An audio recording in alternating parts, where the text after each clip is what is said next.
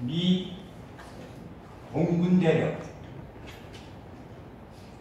스튜어트들은 영국 기지에서 멀리 동쪽 밤하늘을 바라보았습니다.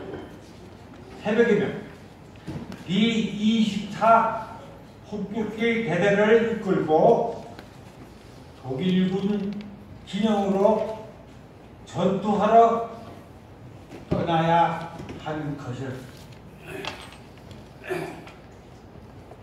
많은 피해가 예상되는 자기 자신도 살아서 돌아올지 어떻게 될지 많은 피해가 예상되는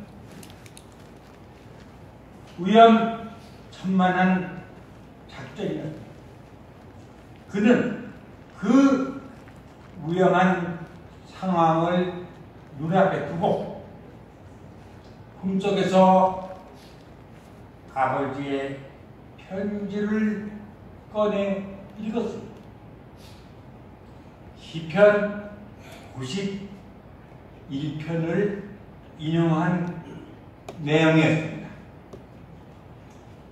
지존자의 거처에 몸을 숨기고 전능자의 그늘 아래 머무는 사람아, 하나님이 내 피난처요 요새시다. 그분이 너를 사랑하는 자의 덫과 죽을 벽에서 건져주시며 당신의 날개로 덮어주시고 그 깃 아래 숨겨주시리라. 그의 진실하심이 너의 방패가 되리라. 어떤 불행도 너를 덮치지 못하리라. 내가 부르짖는 자를 내가 건져주며 내 이름을 아는 자를 내가 높여주리라. 나를 부르는 자에게 내가 대답해주고 한난 중에 그와 함께 할 것이며 그로 하여금 마음껏 오래 살게 하고 나의 구원을 그에게 보여주리라. 지미 스튜어트 대령은 아버지가 주신 이 시편 91편을 혹겹게 붙여놓고 읽으면서 출석을 했습니다. 그 후 그는 많은 공을 세워 장군으로 승진하였으나 종전 후 술죄와 영예를 다 버리고 목회자의 길을 걸었습니다. 하나님을 믿고 의지하는 삶 속에서 모든 위기에서 보호를 받는 체험적인 신앙이 그의 방향을 바꾸어 놓았다고 저는 생각합니다. 이것은 2차 대전의 실화입니다. 2022년 2월 15일 저녁에 제가 큰 고민에 빠진 적이 있습니다. 내일 아침 8시면은 저는 수술대로 가야 됩니다. 저녁에 목사가 와서 하는 소리가 내일 수술 받을 적에는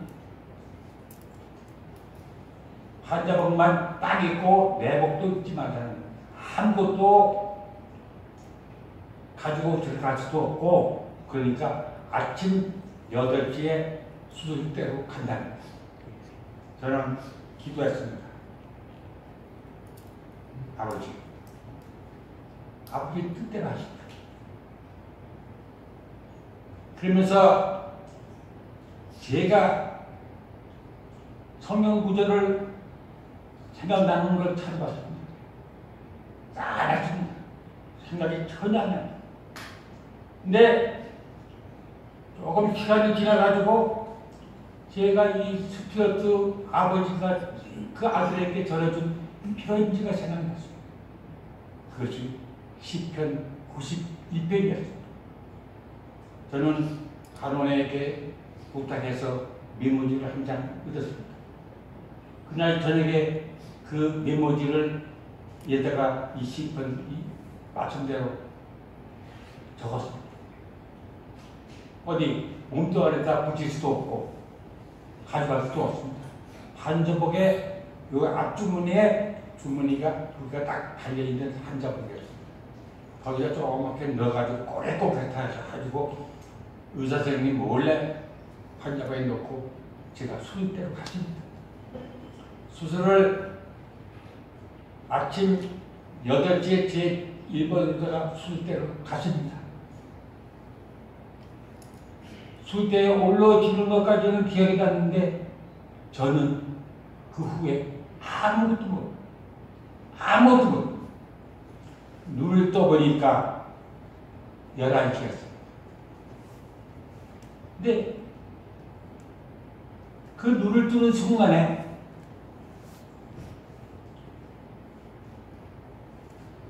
아가씨들이 저를 딱 둘러쌌습니다. 와 하는 소리가 났습니다. 그 소리에 깼습니다. 보니까 11시. 8시 반에 가는데 11시? 아니다. 보니까 밤 11시였습니다. 14시간이 지난 후에 제가 깨렸습니다. 그리고 저는 생각을 했습니다. 환상도 안 보였고 꿈도 꾼 적이 없습니다. 그 순간 14시간 동안은 아무것도. 그런데 아프기 시작합니다. 여기 보니까 뭐 철로다가 꼬매고 6군데를 갖다가 꼬매놨더라고요. 철로다가. 그게 쪼이면서 그러니까 아파 오기 시작합니다. 제가 생각했습니다. 아, 내가 수술 받을 적에 그 14시간이 참 좋았다. 나는 지금도 거기 가고 싶다. 거기는 하얀 세상이었습니다. 아무것도 보이지도 않고 그저 하얗게만 합니다. 저는 거기가 좋았습니다. 제가 기도드렸습니다. 아버지, 저 그곳으로 가게 해주세요.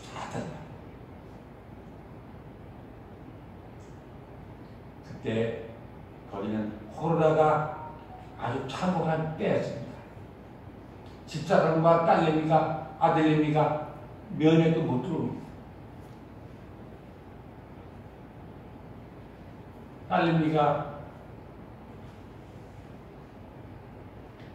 처하고 바깥에서 안전부전하고 그걸 지켜봤습니다. 수술이 잘 됐다고 그러더랍니다.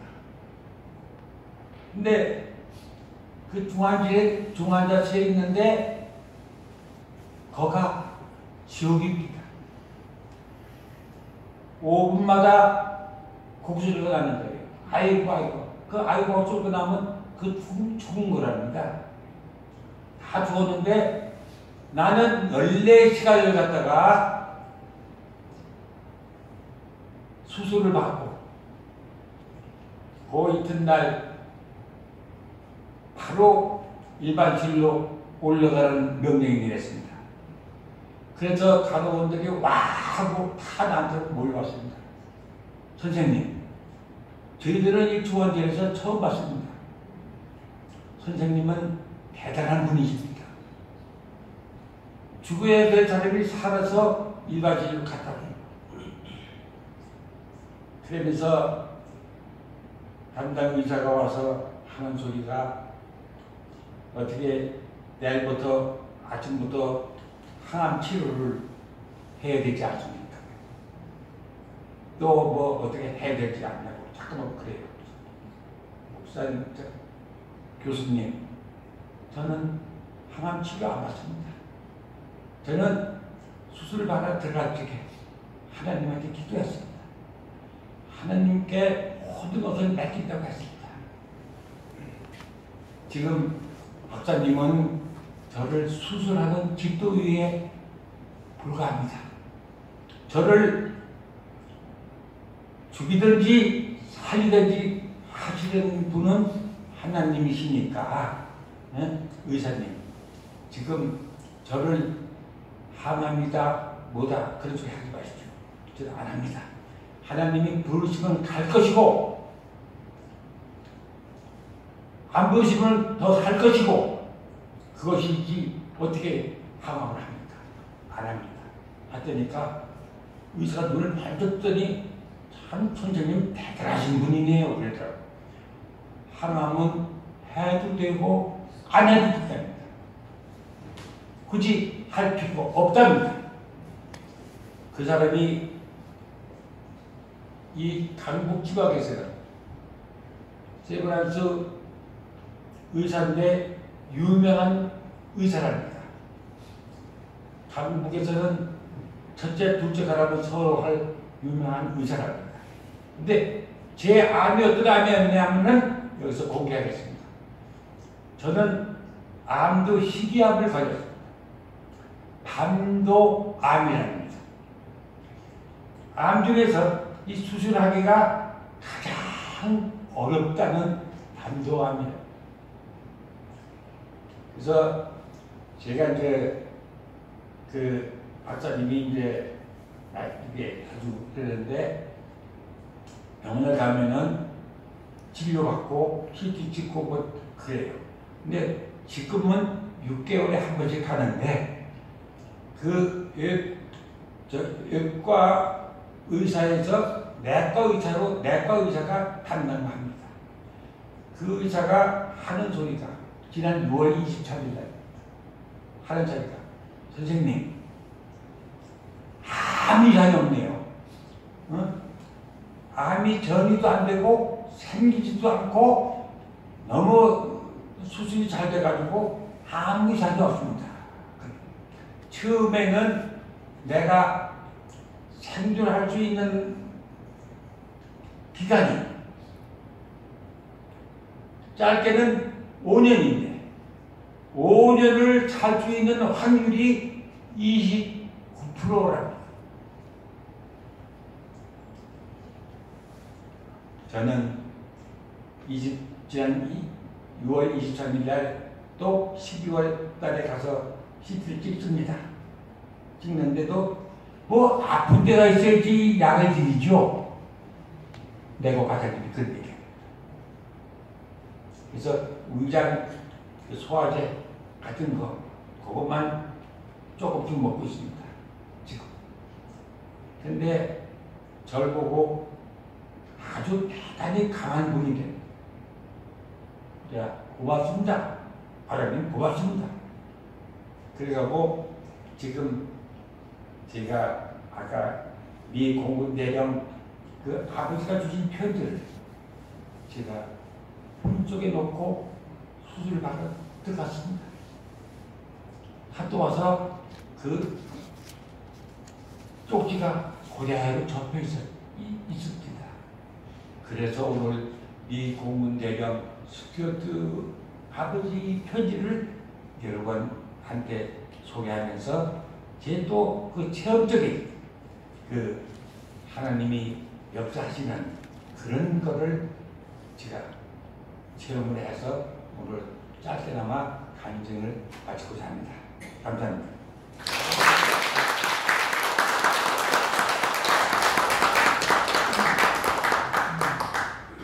정말 하나님의 은혜가 아니고서는 있을 수 없을 일이라고 믿습니다. 감사드립니다. 다음은 우리 그 임지영 집사님께서 간증해 주시겠습니다.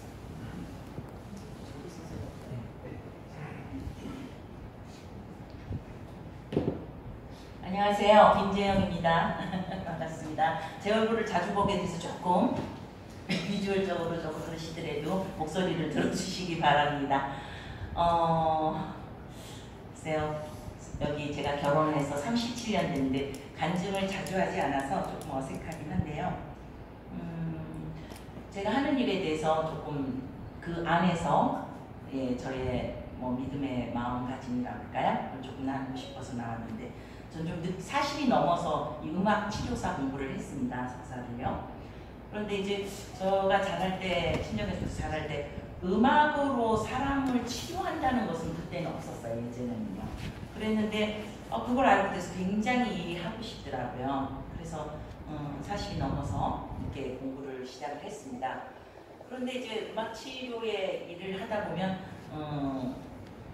그야말로 임산부, 태아부터 호스피스 병동까지, 호스피스에 계신 분까지 모든 대상자들, 또 건강한 분들도 다 저를 만나게 되는 케이스인데 그렇게 한 20년 생활을 하다 보니까 정말 다양한 분들을 많이 보고 있습니다. 그런데 그 중에 제가 제일 처음부터도 마음이 제일 좀 이렇게 뭐랄까 가고 이렇게 마음이 더 애정이 갔던 어려움이 있는 분들은 마음이 아픈 분들. 그러니까 이제 우리가 보통 말하는 이제 학문적으로 얘기하면 정신장애인이라고 할 수 있는데 하여튼 마음이 아픈 분들. 예. 그래서 처음 그 공사를 이제 인턴 때 정신건강센터라고 보건소마다 있습니다. 이제 그분들은 폐쇄병동에서 이제 그러니까 너무 힘들어서 정신건강과의 폐쇄병동에 가서 이제 한 달 정도 있는 이유가 약을 맞춰야 돼요. 다 틀리기 때문에 약을 맞춰서 그 약을 갖고 이제 조금 안정이 된 상태에서 퇴원해서 집에 있으시면서 낮에 와서 재활을 하는 곳이라고 생각하시면 됩니다. 성인들이죠. 잊어버려지지 않는데 첫날 이제 50분 세션을 하는데 한 20명이신데 그 중에 한 13, 14분이 다 남자분이세요. 건장한 청년들, 아니 50대 초반, 근데 여자분들 한 7명 있었는데 이제 제가 이렇게 그날 첫날 저도 긴장을 많이 하고 그래서 집에 와서 다리를 쭉 뻗고 그때 저 혼자밖에 없는데 제가 엉엉 땀을 치면서 울었습니다. 왜 그랬냐면 너무너무 답답한 거야. 그분들은 이제 조현증이라 요새 조현증이라고 이제 그전에는 이제 정신분열이라고 했는데 그런 어려움이 있는 분이 대부분이었습니다. 근데 그분들의 가장 특징이 얼굴에 표정이 없습니다. 정동장애라고 우리는 이렇게 웃으면서도 얘기하고 뭐 친구들이기도 한데 전혀 표정이 없어요. 50분간 그런 분들하고 있었다고 생각을 해보세요. 제 가슴이 막 답답하고 막 제가 막 어떻게 하지를 못하겠더라고요. 이제 아주 저희 초기 때 치료사 때 무엇이 이렇게 내게 답답한가. 그리고 그분들은 뭐 때문에 저렇게 조금 속된 말로 사지육신 멀쩡한데 사지육신 멀쩡한데 배움이 또 많은 뭐 대학 출신 약사, 세무사, 뭐 피아니스트 뭐 굉장히 공부도 많이 한 분들은 왜 저분들은 저렇게 됐을까 하는 게 되면서 제가 마음이 굉장히 마음이 가지면서 뭐랄까 그분들에 대해서 굉장히 이제 마음이 아프더라고요. 그래서 5년을 다녔어요. 거기를 5년을 다녀서 다녔는데 이제 그러면서 치료사 생활하면서 뭐 장애아동도 보고 어르신들도 만나고 또 뭐 여러 사람들을 보는데 자꾸 그런 분들이 마음에 걸려요. 그래서 이런 분들은 뭐랄까 이제 우리 장애아동이면은 약간 행동에 수정을 해야 돼요. 이제 우리 잘 아는 뭐 내성마비 친구나 아니면은 이제 자폐가 있는 친구 이런 친구들은 눈 마주침이 안 되니까 눈 마주침을 위해서 20분 세션을 하는 거예요. 왜냐면 눈이 마주쳐야 글도 가르칠 수 있고 뭐를 할 수 있는데 눈을 마주치지 않아요. 그 친구들이. 그거를 목표로 해서 매태기를 할 정도로 아주 세분화부터한데 이제 그런 친구들은 행동의 변화가 일어나죠. 행동에. 6학년 친구였는데 이제 그 친구도 자폐 친구였는데 그 엄마가 겨울방학 동안에 한 가지 목표를 딱 잡았어요. 제 수업에 들어온 친구들. 제 수업에 들어오면서 눈 마주침이 됐어요. 정말 그 친구들의 눈은 뭐라 그럴까 저는 정말 뭐라 그럴까 깨끗한 그 바닷속 같아요. 눈이 붙들고 이렇게 하면 그 친구들하고 막 춤도 추고 이럴 때 보면은 제 마음이 더 맑아지는 같이 그런 영혼들을 가진 친구인데 그 엄마가 방학 동안에 한 가지 목표 선생님 이번 한 달은 우리 누구누구하고 이걸 할 거예요. 뭐냐면 남자친구였는데 바지 호크장 고무줄 바지밖에 못 입어요. 그게 안 되면 그걸 가지고 한 달을 하시는 거예요. 그 엄마는. 네. 뭐 생긴 것도 잘생겼죠. 그 목표를 달성해서 오시더라고요. 그래서 이제 그 친구는 이제 고무줄 바지 더 이상 안 입어도 돼요. 그 어머니는 그래도 자기 아이의 장애를 인정해서 이렇게 그런 훈련, 그러니까 당근과 채찍을 잘 주시는 분인데, 제가 이 얘기를 왜 드리냐면, 그렇게 아동들, 특히 장애가 있는 사람은 행동의 변화를 위해서 저희가 이제 치료를 하거든요. 그런데 이렇게 마음이 아프신 분들은 우리 이제 요새 뭐 상담, 심리 이런 말 많이 들으시잖아요. 예, 그 심리를, 그분의 마음의 길을 알아야 제가 그 아픈데 같이 갈 수가 있거든요. 그래서 제가 쭉 심리 공부를 했는데, 안 되겠다, 좀 더 해야 되겠다. 그래서 제가 상담 심리 치료로 박사를 공부를 했습니다. 그래서 음악 치료로 석사를 하고 상담 심리로 이제 박사 공부를 나이 들어서 이렇게 했는데, 다양한 사람들을 이제 많이 보는데, 제가 이제 그런 분들한테 더욱더 마음이 이제 가면서 그 길을 같이 간다는 거. 근데 저도 인간이고, 저도 상처가 있었던 사람이고, 또 저도 뭐랄까 부족함이 참 많은 사람인데, 내가 이분들의 마음을 치유한다, 같이 간다. 어떤 마음을 해야 되나? 항상 그게 의문이고, 항상 무거운 마음이기도 하고, 물론 이제 기본적으로는 그들을 사랑하는 마음이야 되는데, 그 사랑이 어디까지냐죠, 어디까지냐. 근데 그거의 첫째는 저를 사랑하는 방법이더라고요. 제가 저를 사랑하지 못했던 거. 그게 뭐 저를 구박했다는 게 아니라, 뭐라 그럴까요? 저 자신을 먼저 더 이렇게 뭐랄까 보듬어 안지 못한 거. 제 안에도 기분 좋은 모습도 있고, 제가 싫어하는 모습도 있고, 근데 좋은 모습만 보이고 살았던 것 같아요. 제가 둘째로 태어나서 좀 뭐랄까 착한 이중이 있어요. 그래서 뭐든지 열심히 하고 잘하고 밝아야 되고 적극적이어야 되고 해야 인정을 받거든요. 그렇게 살았는데 그렇지 못한 부분도 있거든요. 그래서 이제 제가 먼저 치료가 돼야 그다음에 제가 보는 사람들한테 정말 자양분을 좋은 걸 줄 수 있다는 걸 깨달아서 계속 저도 치료를 하고 있었습니다. 그런데 이제 제가 보는 많은 사람들 중에 물론 이제 뭐 보통 말하는 아까 조현진이라는 친구분들 아는 분들도 있고, 나머지는 우리가 매스컴에서 요새 많이 다루는, 그런데 여기서 조현증 친구들도 우리가 매스컴에서 보는 친구들은 막 그냥 무섭게 이제 뭐랄까 범죄를 저지르고, 그런데 그게 약을 안 먹어서 그래요. 약만 먹으면 잘 다스려서 일반 간단한 일도 할 수 있는데, 그러니까 조현증 환자들을 다 무서워해요. 그렇지 않아요. 그런데 조현증과 이제 저희가 조현증은 정신장애에 속해요. 그런데 이쪽에 신경장애라고 두 개로 나누는데, 신경장애는 만약 어떻게 말씀드리냐면, 우리가 보통 말하는 우울, 또 뭐 우리 연예인들 공황장애 뭐 이런 말 많이 하죠. 그리고 뭐 ADHD, 뭐 불안장애, 또 뭐 틱장애 굉장히 많이 있어요. 그런데 이 정신장애 쪽에 속하는 조현증은 자기가 이상행동을 한다는 걸 몰라요. 그래서 여름에도 겨울옷을 입고, 겨울에도 여름옷을 입고, 혼자서 자기 나가고, 그리고 환청 같은 게 들리면 그거에 따라서 조정을 받아요. 그래서 제가 이제 상담하는 친구가 많이 좋아지는 친구였는데, 선생님 저기 환청 들려요. 그래서 뭐라 그래요? 그랬더니 선생님한테 욕하래요. 욕하실래요? 그랬더니 아니요, 하면 안 돼요. 예, 그런 얘기를 하더라고요. 그런데 이 친구는 많이 회복이 돼서 자기를 이 뭐라고 환청한테 먹히지 않게끔 자아가 생겨가는 거죠. 그런데 안 그런 사람은 굉장히 두려움에 쌓여서 거기에 따라 조종을 당해요. 영화에도 그런 게 많이 있죠. 그런데 그걸 인정을 하면 같이 살면 돼요. 그게 내 모습이에요. 그리고 그 환청은 누군가로부터 계속 들은 부정적인 언어들이에요. 누군가로. 예. 그런데 이제 그거에 휩싸여서 두려워하죠. 그래서 이제 그런 걸 이제 조현증이라고 그러는데, 이제 남이 안 보이는 거 보이고, 남이 못 맞는 거 냄새 막 가스가 터진다고, 가스 냄새 난다고 하고 막 그러죠. 근데 약을 먹으면 이제 이렇게 뭐라 그럴까 감정을 좀 조절할 수 있는데, 거기에 좀 굉장히 무기력하죠. 예, 약으로 그랬기 때문에. 그래서 약을 먹으면 이상행동을 하지 않아요. 그렇게 범죄를 저지른다거나. 근데 참 저희도 무슨 약 조금 먹으면 지겹잖아요. 그래서 잘 먹지 않고 잘 챙겨 먹지 않으면 본인을 이렇게 통제를 못해서 그런 엄청난 비극이 벌어지고, 또 그 조현증 환자들한테 부정적인 피드백이 가고 그렇습니다. 그 나머지는 신경증을 알아요. 내가 좀 우울해. 내가 무기력해. 하는 거 싫어. 집중이 안 돼. 우울할 수 있어요. 그럼 내가 뭔가 보면 불안해.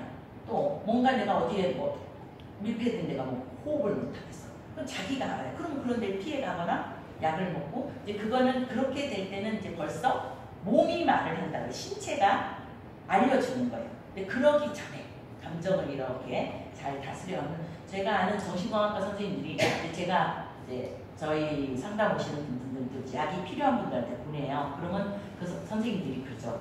제가 누구누구 어떻습니까? 그러면 그런데 그분 어머니에 대해서 아직도 힘들어하죠. 그 부분은 임 선생님이 하세요. 이게 무슨 소리냐면 약으로만 100% 좋아질 수는 없다는 거예요. 왜냐? 약은 물론 필요해요. 필요한데 약을 안 먹으면은 나머지 안에 지고 있는 짐이 있어요. 그걸 못 내려와요. 그게 이제 심리치료하고 상담하는 분들하고 전문가의 손길이 좀 많이 필요하죠. 기본으로. 왜냐면 그분들의 구멍 난 데가 있거든요. 근데 제가 여기서 말씀드리고 싶은 건 저한테 이제 많은 여러 케이스 의뢰가 와요. 그룹으로도 오고 하는데 뭐 예를 들어서 지능이 좋은 낮은 신분인데 성폭력을 당한 여성들, 직접 성폭력 당한 분들, 또 뭐 미혼모 그룹, 또 뭐 학교 교사들 번아웃 되신 분들, 또 개인적으로 어려운 분들이 많이 오는데 제가 한 10년 전에 본 친구는 고등학교를 졸업하고 나서 아무 데도 안 나가요. 집에만 있어요. 그 친구가. 그래서 왔어요. 근데 처음에 딱 들어오는데 제가 그 친구를 보고 너무 놀랐어요. 세상에 사람의 손톱이 얼마나 길 수 있는지 친구가 손톱이 이렇게 길어요. 안 깎았어요. 머리는 이렇게 길어요. 이만큼. 예. 저희 아들하고 동갑 친구인데 10년이니까 22이었죠. 그렇게 왔는데 이제 얼굴도 안 보여 머리 이렇게 해서 엄마랑 왔어요. 그래서 제가 첫 번째 물어봤죠. 무엇이 제일 힘들어요? 아무것도 하기 싫어요. 이래요. 그거는 하고 싶다는 거예요. 하고 싶다는 거. 그래서 그 친구가 가장 힘든 게 뭐였냐면 고등학교, 중학교 때부터 어릴 때부터 왕따를 당했어요. 왕따를 당했는데 고등학교 가서 제일 피크였어요. 그래서 고등학교를 그만두고 싶었어요. 자퇴를. 근데 부모님들이 굉장히 완고하신 분이에요. 그때 당시만 해도 고등학교 그만둔다는 거는 굉장히 요새는 일부러 자퇴들도 하거든요. 큰 거라도 다녀서 억지로 고등학교를 졸업하고 나서 수능에 실패를 하고는 공부도 잘 머리가 좋아요. 실패를 하면 그때부터는 이제 집에만 있어요. 아무도 안 해요. 폭력적이었어요. 그때요. 그런 친구였어요. 그래서 그 친구하고 이제 제가 그래서 이제 방이라고 그러죠. 저기 훈련소 안 가는. 왜냐면 이제 엄마가 미리 약을 먹는 거가 우울증 환자를 판독을 받아서 이제 일반 훈련소는 안 가서 2년 근무를 하는데 그걸 저하고 이제 상담하는 기간에 이제 이렇게 이제 끝냈어요. 그리고는 이제 한 6개월 정도 쉬었다 또 이렇게 해갖고 그 10년을 왔어요. 10년을 왔는데 그 친구가 오면 그 친구의 이슈는 똑같아요.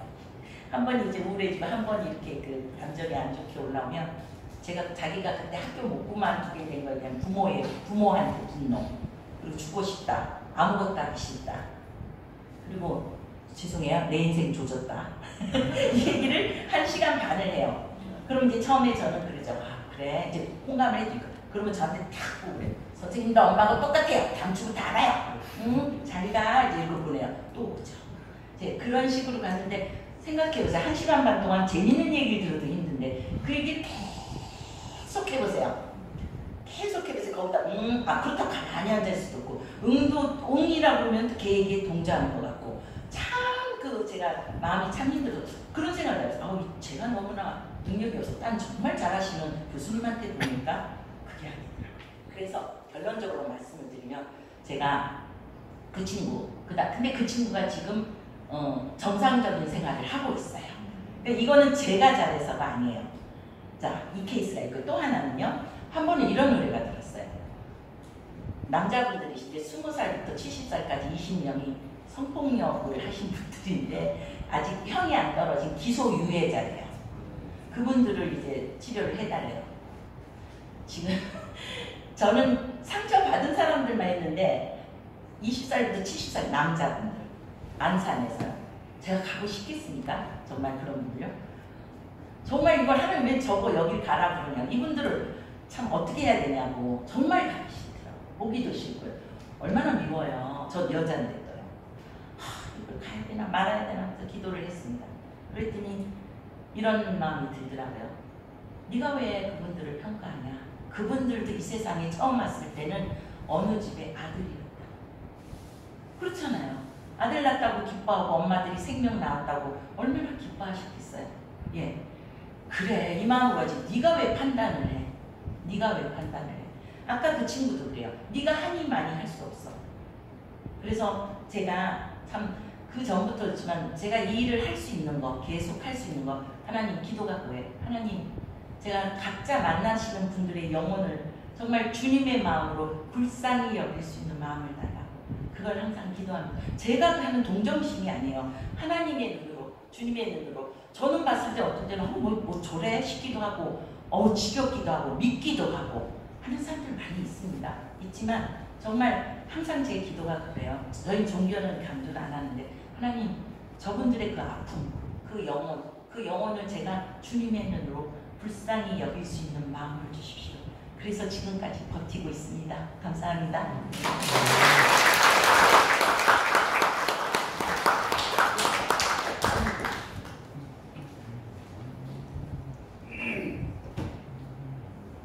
임지사님 간증 감사드립니다. 이번에는 금암교회 현복기 목회장님께서 간증해 주셨습니다. 큰 박수로 맞아주십시오.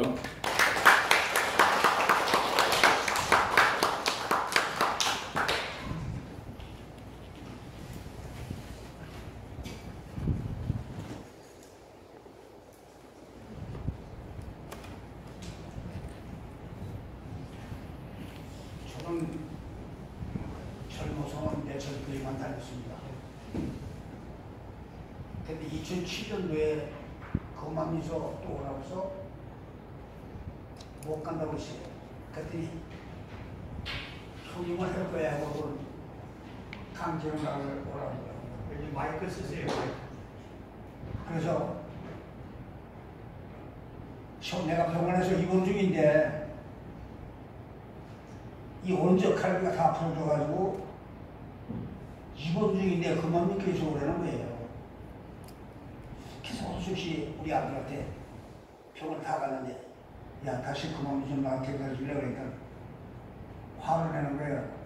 아버지 바보예요 그래. 당신 몸이 아픈데 뭘 어딜 간다고 그러냐고. 근데 우리 형제들이 오라고 하는데 안 가면 안 되지 않냐. 그래서 갔어요. 근데 금암 시국에서 통보라고 있는 거예요. 통보. 그래서 내가 그걸 형님한테 왜 그러십니까? 그러니까 목회자가 만족시 교회를 떠난다고. 그러니까 나는 의지할 분이 현역밖에 없으니까 저 맡아달라고.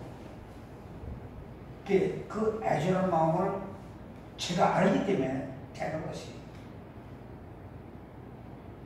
그 모든 에서 양면을 얻었습니다. 그전에도 농사 짓는 분들이니까 아침에 일찍이 8시에 와서 9시에 끝내주시면 안 돼요. 그래. 그 대답을 했거든요. 그래서 딱 맞더라고요. 9시에 끝나서 금방리 가서는 11시로 돌아가고. 그래서 그렇게 두 개를 65년 동안 목회생활을 해서 시험 2개를 맡고 있는 거예요. 근데 저가 멀쩡한 사람이 아니에요. 저가 암환자입니다. 시험도 항암제를 맞고 있고 항암약을 먹고 있어요. 그런데 하나도 아픔을 몰라요. 그 의사들의 진찰 보고 바보 아니에요, 바보. 걔나 하나님을 믿는 바보입니다. 저 그래요. 그리고 모두 간호사들이 그걸 웃어요. 그럼 또 그 이날 가서 다시 또 항암주사를 맞는데 그 병원 항암주사를 맞는 사람들이 전부 아프다고 통곡을 해요. 근데 나는 맞으니까 별거 아닌 것 같은데 제 마음에요. 나는 괜찮은데 걔 물어봐야 누가 의사 원장에 물어보고요. 저는 하나님을 믿는 사람이에요. 하나님의 종. 그러니까 하나님의 종은 안 아픈 거예요. 왜? 맞습니다. 그랬어요 내가. 근데 그 다음날 갔더니 간호사가 그래 이건 더 아픈 주사인데요. 아무래도 괜찮아. 그래서 그 사람은 좀 뜨끔하더라고요. 그 다른 사람들은 그걸 못 만난대요. 아프다고 소리 질러서. 그 좀 무사히 맞고 있어요, 시험. 이렇게 해서 시험 복회를 하고 있는데, 수월 아주대병원에서 갑자기 누가 전화 왔어요. 그래, 그러는데 그러니까는 이 경운기로 이렇게 다쳐가지고 이 살이 이렇게 뚝 잡혀 나갔어요. 뚝 잡혀 나갔는데, 떨어져 가상살가 전부 죽었어요. 근데 의사 선생님들은 뭐라 하냐면, 방치해서 살을 껴서 이걸 꼬매야 된대요. 그 내가 고개를 숙여갔어요. 의사 선생님, 한 군데 아픈 것도 어려운데 두 군데까지 아프라고 그러냐. 그러지 말고 기도합시다. 근데 뭘 기도를 해요? 거기서 제가 큰 소리를 했어요. 전부 고개 숙이고 있으라고. 내가 기도할 테니까. 그 통곡하는 기도를 했습니다. 그러면서 제가 내일 아침이면은 의사 선생님들은 깜짝 놀랄 일이 벌어질 겁니다. 하나님은 치료해 주셔서. 결국 집에 내려갔죠. 근데 나는 밝기 전에 새벽 2시에 의사 선생님이 차를 보냈으니까 좀 오실 수 있겠냐고. 아, 그러라고. 그래서 새벽 2시에 갔어요. 근데 놀랍게도 제가 하나님 능력을 그런 걸 처음 봤습니다. 그 죽어도 가상다리가 그냥 싹 빨아들이는 막 퍼져나가요. 그랬더니 그 의사 선생님들이 뭘 하시는 분이에요? 그래. 제가 한 말씀 드렸잖아요. 하나님께 기도하면 된다고. 그들이 그게 틀리냐고. 아, 당신은 눈을 보고 있잖아, 시방. 뭘 의심을 하는 거야. 그런데 그렇게 속도가 빠르게 그 암을 해주는데 하나님이라는 내가 듣겠습니다. 일주일 동안 만대하니가 아팠어요. 다 덮어버렸어요. 살이 그렇게 빨리 나오더라고요. 저는 그분한테 그분을 위해서 또다시 기도를 하는 거죠. 당신이 살아가신 길이라면 죽은 사람도 뻗기는 그텐데 그까지 아무것도 아니지 않냐고 살다가 짱내기에서 붙여주듯이. 그러니까 그렇게 해주시더라고요. 그래서 교회 다니던 분인데 뭘 해서 갈아드렸는지 기억을 안 나요. 그래서 교회를 나오라고. 그런데 뭐라고 그러면 목사님의 말씀은 참 좋은데 제 귀에는 안 들린다 이래요. 너무 좋은데. 근데 각 교회를 아마 다 들린 것 같아요. 어느 가니까 무슨 말씀, 어느 가니까 무슨 말씀. 그렇게 하더라고요. 그래서 고린도후서 6장 15절에서 18절을 보십시오. 뭐라고 합니까? 하나님. 15절에 그럽니다. 그리스도와 엘리야와 여호와의 명, 먹는 자와 믿지 않는 자와 어찌 일치가 되기가 하고 있습니다. 우리가 근데 믿는 자와 안 믿는 자가 합해질 수가 없다는 것을 우리 믿는 자가 다 알고 있지. 좀더 알아요. 그런데 하나님의 능력이라면 되지 않습니까? 하고 좀 기도합니다. 당신의 능력으로 당신이 아버지를 하면 당신의 귀한 독생자를 주셔서 그 몸 사람 피로 우리가 다 죄를 씻어주셨다고 하나님 말씀 없으신데 그 지옥에 보내라고 안 된다고 하시라고 제가 기도합니다. 하나님한테. 근데 그 이전 아침에 일어났더니 이 시간을 또 왔어요. 왜 그러니까 아 새벽에 교회 식구들 와서 막 끌고 가서 교회 갔다 왔어요. 그래요. 잘했구나. 그래요. 그 저는 12살에 교회 앞을 지나가는데 갑자기 그냥 교회 안에 가서 파기시더라고요. 그러니까 아무도 없어. 그 교회 가서 앉아서 형제들을 봤으니까요. 개키도 하고. 그랬더니 저 아는 친구가 성경 찬송을 가르쳐주더라고요. 그런데 여기서 고린도후서 6장 16절 보세요. 하나님의 성전과 우상이 어찌 일치가 되리요? 우리는 살아계신 하나님의 성전이라. 하나님의 성전. 우리 이 자리에 계신 분들 내 마음에 하나님이 있는 걸 알고 계신 분 손들어보세요.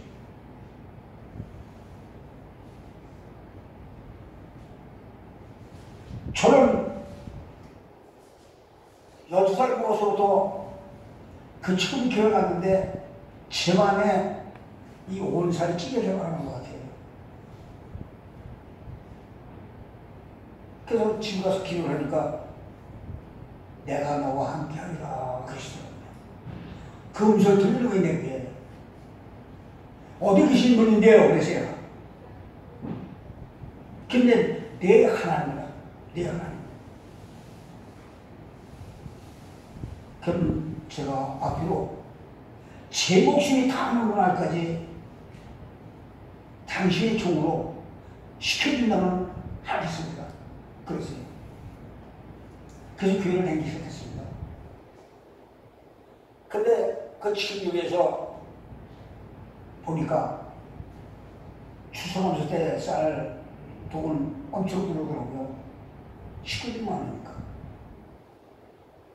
그래서 내가 목사님한테 그랬어요. 목사님, 저 나쁘다고 생각하지 마시고 여기 노자매님이 둘이 손자 손주를 키우고 있는데 그 두 사람을 좀 먹여 살릴 수 있지 않겠습니까? 그랬어요. 그때 돌아서 너 나가자라고 그래요. 그 제가 답변을 어떻게 했을까요? 어떻게 했을 것 같아요? 내가 당신 앞에서 예수 믿는다면 너도 지옥 가면 나도 지옥 간다. 그래서 있잖아. 그랬더니 그 교회 목사들 세상을 꼬보이라고 하나 그 친구들이 보태기를 하더니 나를 때리려고 해요. 나는 하나님의 아들이기 때문에 누가 해서 내 마음이 안 맞아. 근데 차고로 초단자가 발길질 하더라고요. 그 발을 붙잡고 그냥 교회 발에다 파헤쳐버렸습니다. 그러니까 대비하고 그러는데 하나만 매는 거예요. 내가 왜 이 말씀을 드리냐면 제가 어려서 5살 때 우리 아버지가 돌아가셨어요. 없어요. 한방도 모르고. 근데 동네 사람들이 아비운명 소리 자식 그래요. 그래서 내가 동네 어른한테 어르신들 내가 커서 당신들 말을 보답해 줄게 그랬어요.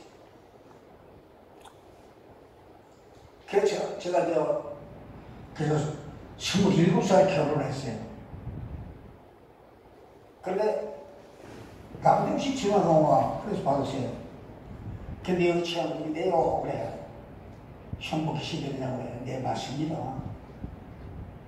나 죄진도 없는데 그랬어요. 제가 태권도 사무까지 했습니다. 두고 뺨따기 한 번 못 때려봤어요. 내가 원수 갚는다고 그 중국을 배웠는데 때려서 없는 거예요. 때리면 죽을 것 같아서. 돈을 내가 뭐 통곡을 하는 거예요. 하나님 나 이렇게 당신이 아들이라고 해서 이렇게 처참하게 만들어야 되라고. 하나님한테 추종을 하는 거예요.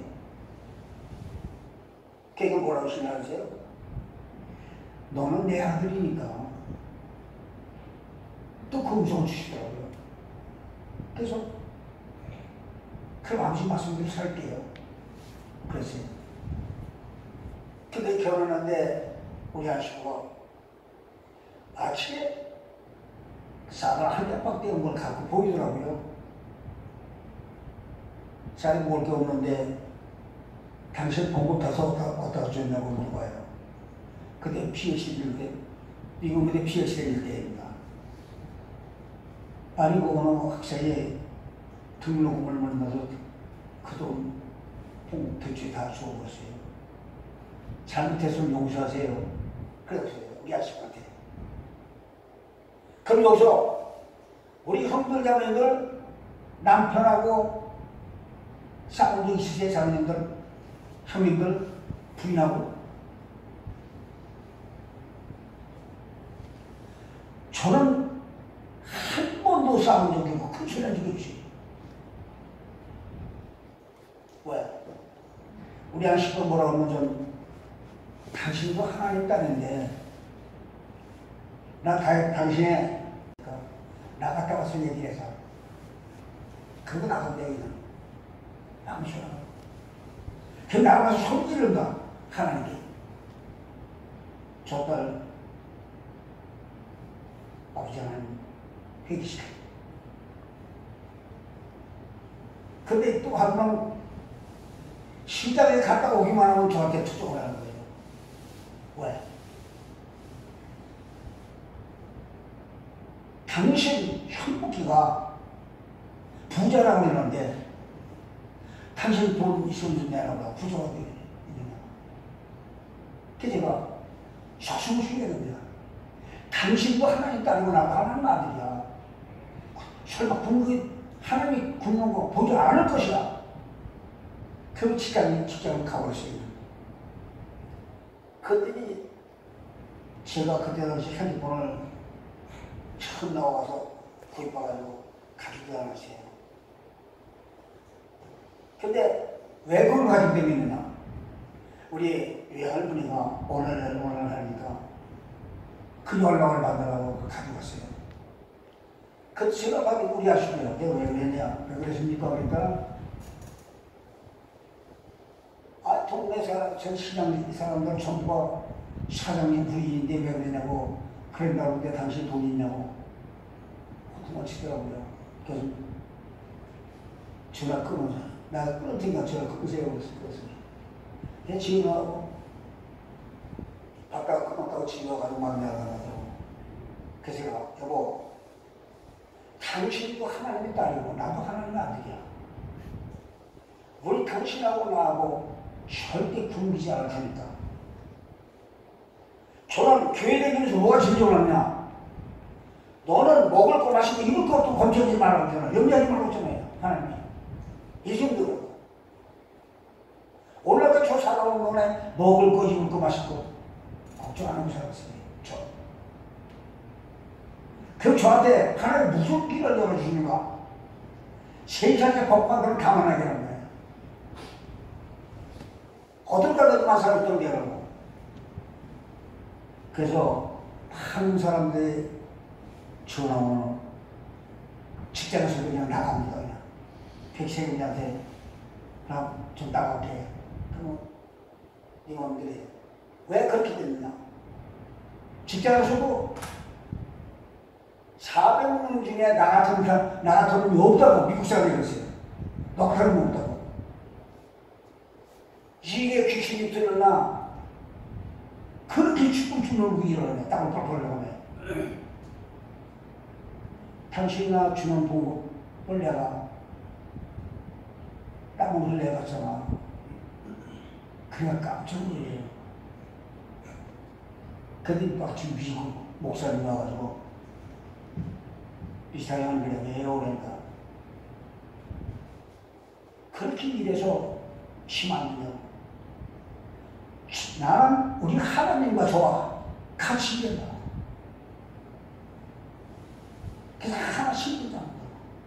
좀 그러지. 그런데 내가 좀 가정이 어려운 거를 알고서 어느 양반이 땅을 800평을 주더라고. 파선을 800평을 이걸 해줬어. 하나도 자기한테 토지 안 받을 때는 팔면서 하겠다고. 그게 뭐라고 저를 생각하는지 몰라요. 아세요? 여기서 10년 후 나눠먹게 하나님 축복해달라고. 배를 뽑아서 자기를 못도 뽑아서 막 우천 그냥 탁 막 붙여줘요. 우리 형제들 자녀들한테. 그러니까 그 밭주인이 오더니 아니 목사님 왜요? 아니 그 가정에 필요해서 좀 궁금해서 돈을 들어갈 수 없는 그 집이 있는데 그렇게 하면 되냐고. 하나님의 배를 채워주실 겁니다. 저 거품식이에요. 그래서 하나님 도움으로 6가지 잘 살았습니다. 아픈 때에 갈비가 여기 오른쪽에 다 나가가지고 의사들은 꼼짝 말라고 하는데 나는 오토바이 타고 교회 다니는 거예요. 당신 죽으라고 했냐고. 네가 먼저 좀 내가 좀 대기해. 그러니까 아이고 목사님이라고 했다고 한방하고요. 근데 그 의사가 이제 사진을 보여주는 거예요. 근데 갈비뼈 부러진 게요 송곳 같아. 송곳. 그 돈이 뼈를 주는 거예요. 거기에 이거 사라지면 대수술을 해야 되는데요. 우리 하나님이 그렇게 못하게 할 거야. 그러니까 여긴하지 말라고. 그래가지고 그놈이 11시에 와서 예배드리고 내처럼 아침에 5시 반에 일어나서 가면 그렇게 버스 타고 버스로 가면서 기도하는데 우리 동심의 믿음의 형제들이 당신의 아들 따로 부족함 없이 살아갈 수 있도록 축복해요. 그런데 누가 와서 하나님의 아들이요 하나님의 아들이요 그러는 거예요. 첫째. 그래서 누군가 돌아왔더니 시험 고인이 되신 최순선 노령님이 하나님 아들이라고 하는 거예요. 그래서 형님 절대 그런 소리 하지 마세요. 이 연천에서 너같이 믿는 사람이 하나도 없어. 그래서 하나님 아들이라고 하는 거 잘 된다고요. 아, 저는 아직까지도 부족합니다. 부족합니다. 이제 그만하라고. 그래서 오늘까지 잘 살아왔습니다. 세상에 뭐 어디 가든지 대법원을 가든지 어디 가든지 다 대우받고 그렇게 살아왔어요. 시간 없다니까 마치겠습니다. 내가 한 일을 65년 동안 이런 일을 한다면 몇 시간 했던데요. 대단히 죄송합니다. 너무 길게 해서.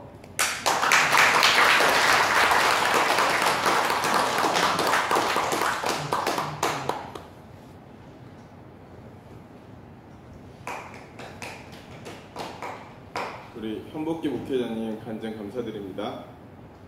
참 세월이 많이 흘러서 이제 어르신들이 많이 건강도 안 좋으시고 이제 그러신 것 같습니다. 모두 건강하시길 기도드리겠습니다.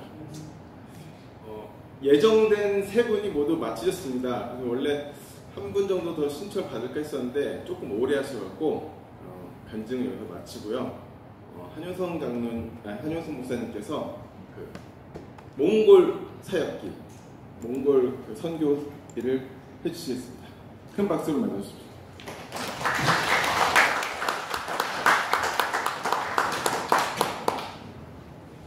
제가 있는 게 아니고 우리 교회 강도사님이 계시고 공사님하고 짝꿍으로 있는 우리 장 집사님하고 두 분의 어머니인데 몽골에 대해서 좀 셀링을 조금 여러분들한테 몽골이 어떤 나라가 조금 하고 왜 몽골 선교했던 것을 직접 그림을 통해서 여러분들에게 보여드리겠습니다.